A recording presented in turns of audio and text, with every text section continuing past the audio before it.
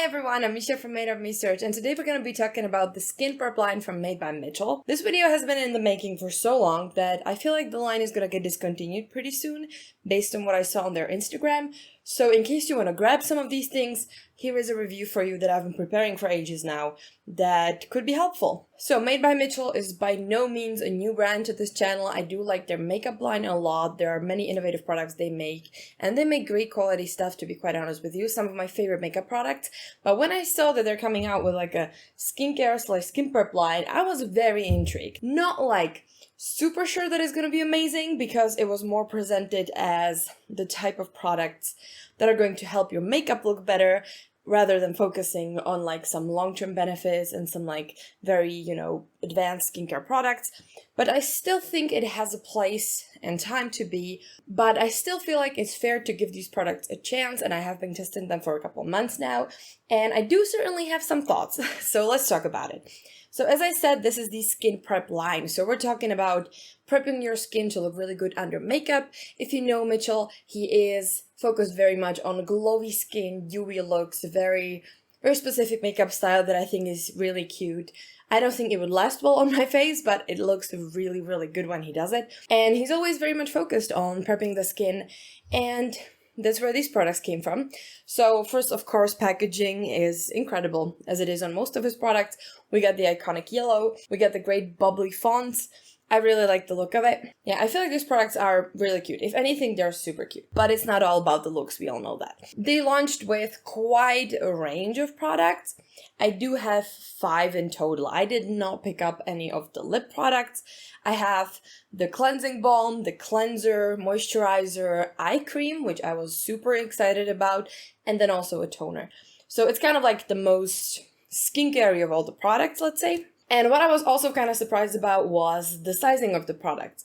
Like specifically the eye cream is like 70 milliliters. This is a huge eye cream that I've been using religiously pretty much every morning, so we'll talk about that. Also, the pricing is quite fair. I feel like with Made by Mitchell, you always kind of want to wait for some kind of discount.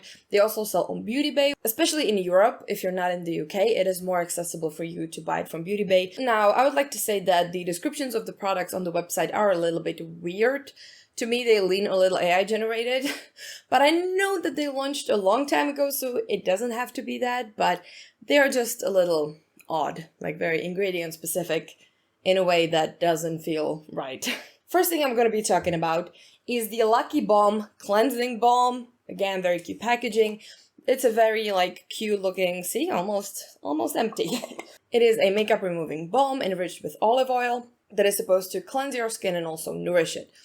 Now, you get 50 milliliters of product, which is nothing super exciting. The sizing is pretty okay on this one. When it comes to the ingredients, it is alcohol free, but it is fragranced. I think all of these products are fragranced, so that is just something you should know about. It does contain a lot of different emollients together with the olive oil, so it is a little bit of a thicker texture. And it also contains ethyl hexyl palmitate, which can be comedogenic from what I saw, so maybe watch out for that if your skin is very easily congested. Now, my experience with this is pretty good. It does work very effectively as a cleanser. One thing that I'm a little bit I don't know how this is even happening texture-wise, but when you take the balm, melt it on your dry face, it's fine, it works really well, but then you emulsify it and it thickens. And it's almost like you're rubbing, if you are trying to mix oil with water and it doesn't want to mix. It has a hard time emulsifying. To me, it doesn't matter that much, because then I usually go in with a cloth and remove it with a cloth anyway. But that is a little bit of a downside, that it doesn't really act like your usual cleansing balm, at least for me. I don't know if I'm doing anything wrong. I've been using it as the instructions suggested as far as I know, so that is a little bit of a struggle that I would definitely recommend using a cleansing cloth with it. And also, it is pretty thick and a little bit on the heavier side, so I'm not sure if I would use it if I had very oily skin. That is just my 2 cents with this. It's pretty okay. It does remove everything it should. I don't have any complaints, but at the same time, I don't think I would repurchase it just because of the texture thing. I don't really think that's my favorite. Next, we have a cleanser. This is the Mega Cleanse Jelly Cleanser. Again, very cute. This one is a pink pearlescent, very basic cleanser, basically. It's supposed to be hydrating and refreshing, with creamy texture and a soothing effect to the skin. So to me, this is like a very, very basic cleanser. You get 130 milliliters, which I feel like is a fair amount. I really do like the packaging of these tubes that are like really long and have a pump. I think it's very cute, very different. I just like that. Again, it is alcohol-free, but it is fragranced. It does smell actually very, very nice. It does have different mild cleansers in the ingredients list, but it also has SLS, which I was a little bit surprised, because that's like a very strong cleansing thing that is usually not in face washes in the modern day. But then I read somewhere that it's usually added for the lathering benefit. So, you know, I'm not a cosmetic chemist in any way, so I'm just going to give them the benefit of the doubt and say that's probably why. Because this cleanser does like bubble up and foam up really nicely, so I assume it is, again, a texture thing. But then we also have glycerin, centella, and different plant extracts that are supposed to make your skin nicely glowy. Now, this does make you glowy also because there's like a pearly pigment in it, but I don't think it like leaves a residue on the skin. It just, I don't know, you feel glowy. When you wash your face, look at yourself, you feel pretty nice, you look pretty cute. Yeah, I feel like it's just a very basic cleanser. Good lather, cleanses well. I use it usually in the morning. Now in the summer, it is really nice because it's super lightweight. So I get why this is like in a skin prep range, because it is a nice cleanser, definitely. Would I recommend it? I mean, why not? I guess. It's very similar to different cleansers, but sure. Now we're going into the more interesting products, I would say. This is the Watch Your Tone toner. Again, 130 milliliters, the same packaging. That's like one thing that the packaging on these is very similar. So if you have them somewhere like side by side, you cannot really tell which is which. But yeah, this one, as you can tell, I've been having a great time with. And it is a spray-on toner that is supposed to make your skin very nice and glowy, hydrated, refreshed, and give you the start of that like very glowy look under your makeup. What I really appreciate is that it is really lightweight. It is like borderline just water, which is amazing because it truly can be used very well under makeup with just like minimal skincare routine, and it does work pretty well. With this one, I would swear that I heard on the Instagram that it's supposed to be lightly exfoliating, but I didn't find any evidence on that, so I take it back. It's probably not. Again, it is alcohol-free and fragranced. In the ingredients, we do have some moisturizing ingredients. We have glycerin, zinc, which is an anti-acne ingredient. We have provitamin B5, that is supposed to be soothing. Then there's also witch hazel and different plant extracts, antioxidants.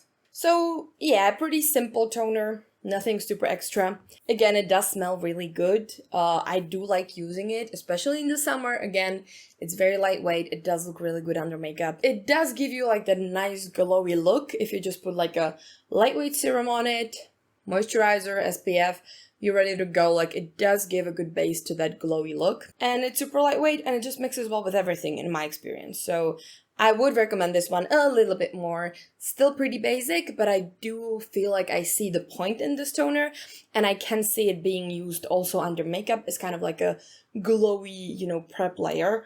Also very possible, I can see that, and it's just really nice. Next, we have the I Fly Sky High eye cream with its whopping 70 milliliters. Like, this was the biggest eye catcher in the whole launch, I think.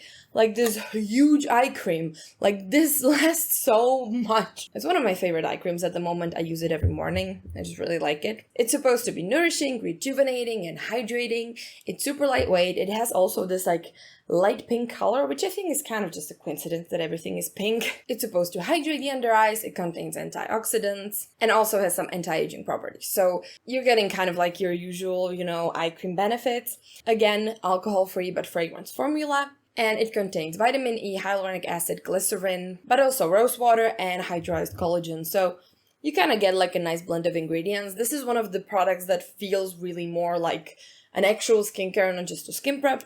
What I like about it the most is that it is very lightweight. It mixes really well with anything I put on top. So it doesn't do funny things with my concealer or anything. And even just on its own, it has this like a nice, slightly wet, you know, like brightening effect, kind of that optical illusion thing going on. And I do quite like that. I think it looks really neat. And it's just overall really nice, really lightweight, you know, like a good everyday eye cream basically, with wonderful amount for the value. So I would definitely recommend this one. I feel like this is kind of the start of the launch together with the toner for me, because I feel like I've been using these two definitely the most. And last but not least, we have the Keen Screen Moisturizer with, again, 130 milliliters. We have the same packaging with the tube. As you can see, this one I wasn't a big fan of. It is supposed to be a hydrating moisturizer for all skin types. And I would swear I heard them say that this is supposed to have an SPF, but I cannot find that claim anywhere. So again, I guess I just misheard. In this one, we also have alcohol-free but fragrance formula. We have vitamin E, centella, chamomile extract, rosemary extract, glycerin, arginine, hyaluronic acid, and some moisturizing ingredients. So it is just what it says, a very lightweight moisturizer. I'm not sure if I would say it is for every skin type though. I read some reviews before I bought it, and a lot of people were saying that it is like a little bit oily. I personally wouldn't say it's oily, but it definitely does give you like that slightly slippy, very dewy look, which is not for everyone. But it's definitely more lightweight than it looks. I think when you see it on the skin, you feel like, oh, this looks like really dewy, this is gonna be greasy and gross. Not really necessarily true. I feel like it's very lightweight for what it is. It gives you like the dewy highlighted look, which again, it's a skin prep line. I can see the value in this because this kind of saves you a lot of time that you could spend priming, you know? If you prep the skin with like the toner and the moisturizer, like you have incredibly dewy base, just like that. I don't know, it's just a little strange of a texture. I feel like for dry skin, this would be wonderful. For my skin, which is like normal to sometimes combination, not the most wonderful thing ever.